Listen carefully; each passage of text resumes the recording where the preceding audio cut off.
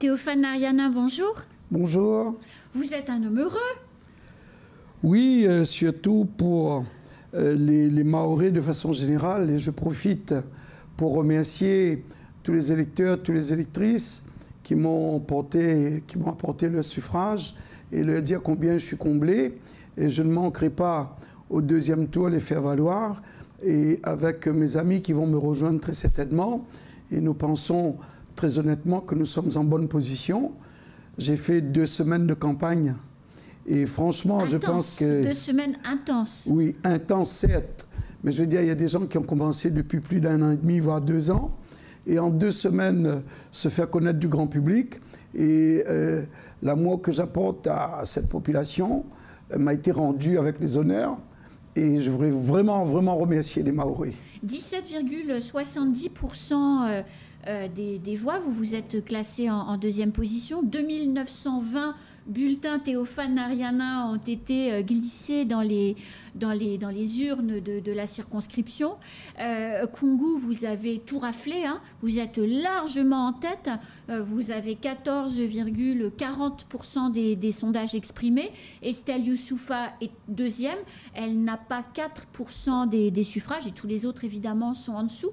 Comment vous expliquez ce résultat à Koungou? C'est le soutien indéfectible du maire, M. Bamkolo, ou ce sont les habitants qui vous reconnaissent et qui vous aiment depuis 20 ans et qui vous l'ont rendu? Alors, je ne sais pas ce qu'a fait M. Bamkolo, c'est le maire, ça tout le monde le sait. Ce que je sais, c'est ma ville de cœur. Ce n'est pas innocent que le premier jour, nous avons fait le grand meeting, l'ouverture de la campagne électorale à Koungou. Oui.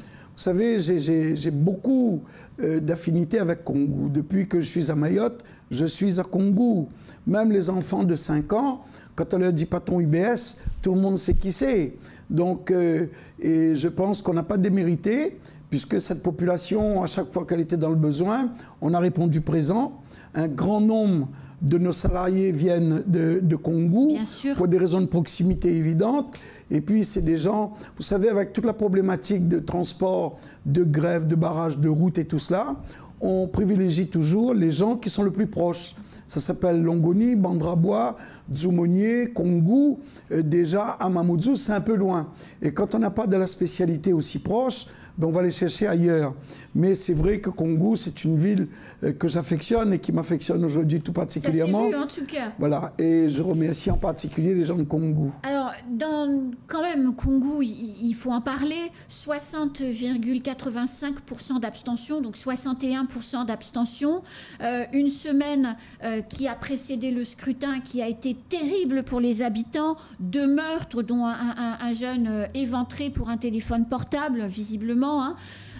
On frôle l'horreur quand même à Koungou. Le fait qu'il y ait 61% d'abstention, c'est-à-dire presque 10 points de plus que dans le reste du département, c'est lié à cette insécurité. Les gens ont eu peur d'aller voter, Théophane Ariana? Oui, très certainement. Nous-mêmes, on a subi les dégâts collatéraux. Moi-même, 3 nuits d'affilée, de Mamoudzou, je suis passé par Tingoni pour rentrer chez moi à Longoni, parce que c'était bloqué à Koungou, parce que c'était bloqué à Majikavo, et que les services publics, services d'ordre faisaient le ménage. Et nous, on était obligés. Donc, je rentrais chez moi à 2 h du matin, 3 h du matin. Et il fallait que je sois debout le lendemain pour pouvoir travailler. À 4 h. Donc, j'ai été très éprouvé par cette situation qui est triste pour Mayotte. Pour Mayotte, c'est triste.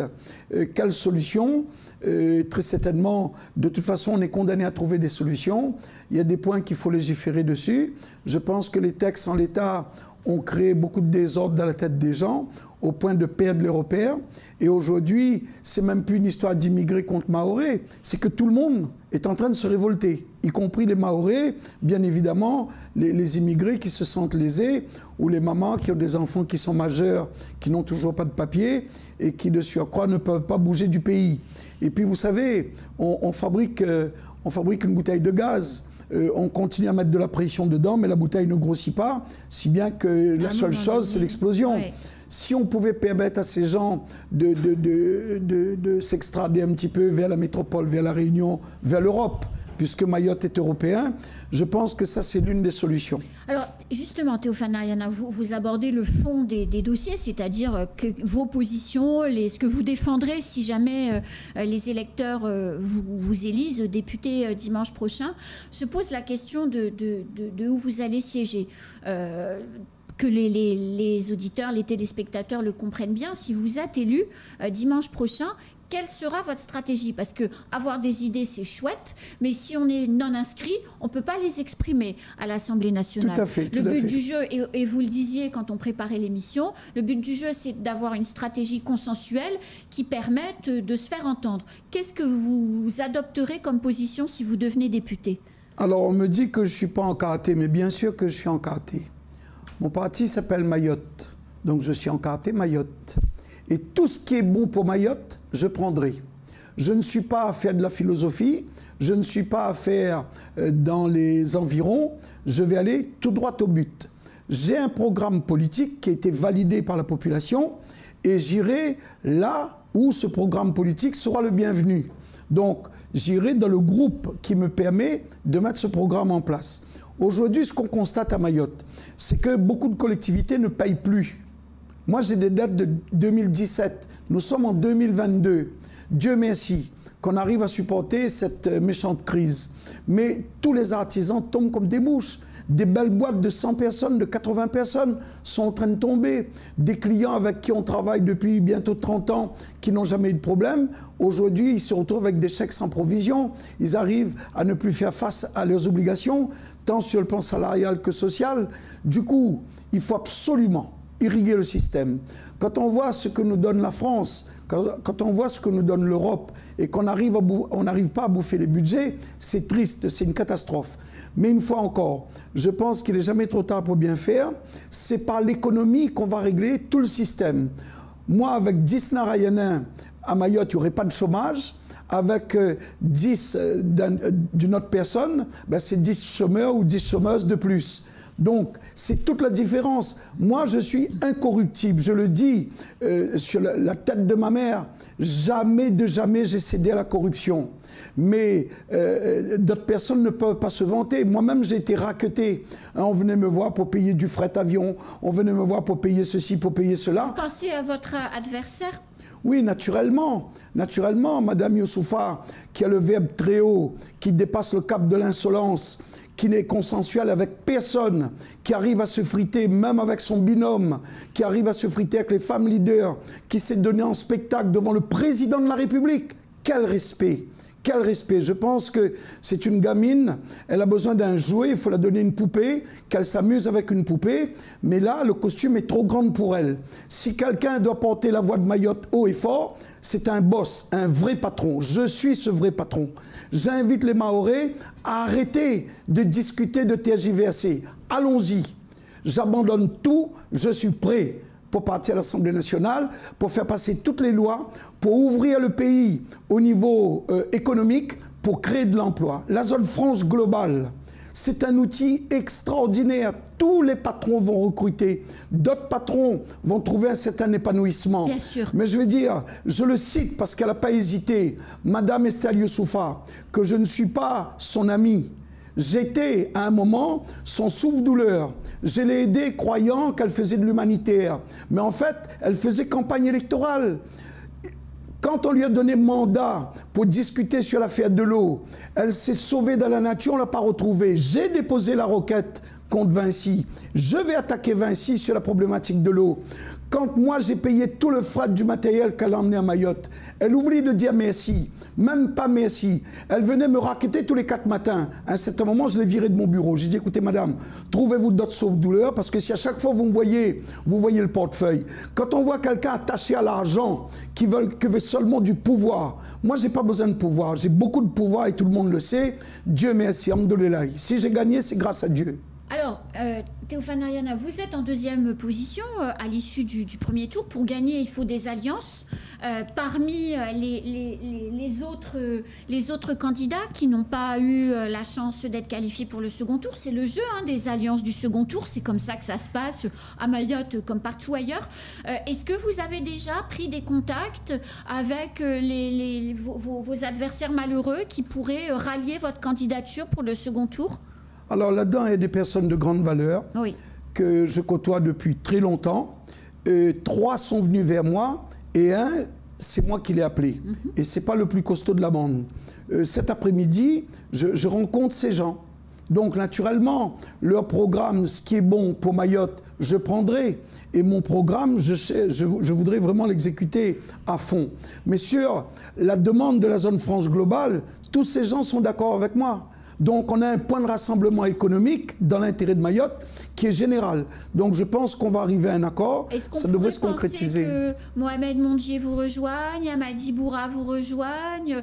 Est-ce qu'on peut imaginer que Ramlati vous rejoigne et peut-être, pourquoi pas, Isiaka Abdillah, c'est ces personnes-là avec lesquelles vous êtes en contact, Théophane Nariana?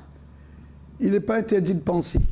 Vous pouvez le penser, et c'est très bien de penser. La seule que je ne veux pas, c'est ma meilleure ennemie, et je vais croiser le fer avec elle.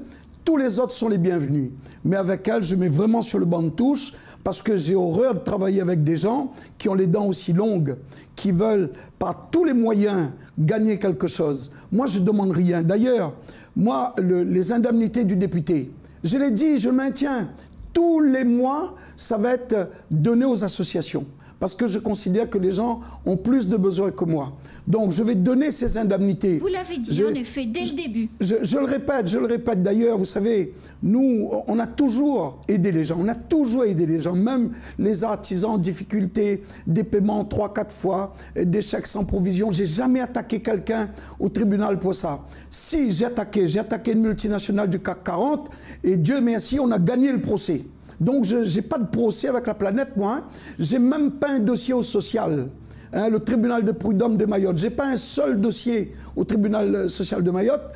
J'ai 350 emplois. J'appelle à tous les patrons, s'ils peuvent en dire autant. Si avec 350 emplois, ils n'ont pas un seul dossier au tribunal.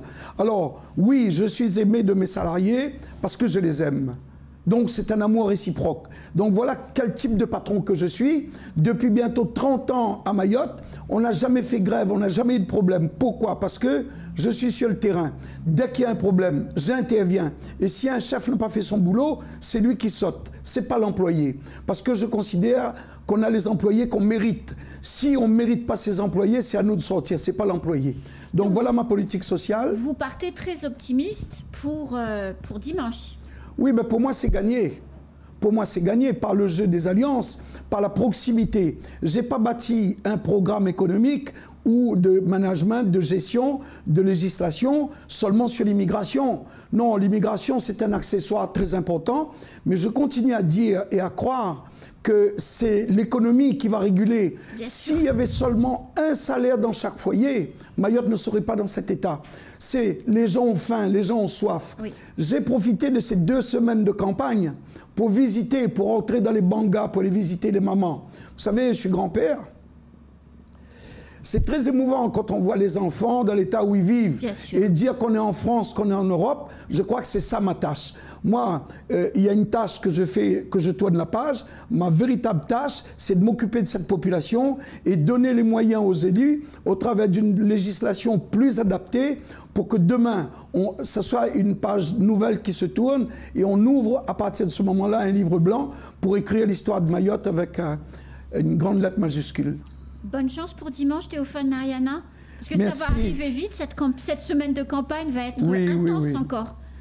Très bien, en tout cas, je vous remercie beaucoup et merci surtout et encore aux Maoré, en particulier aux gens de Congo. À bientôt. Merci. C'est la fin de ce temps de parole. Tout de suite, à la suite de nos programmes.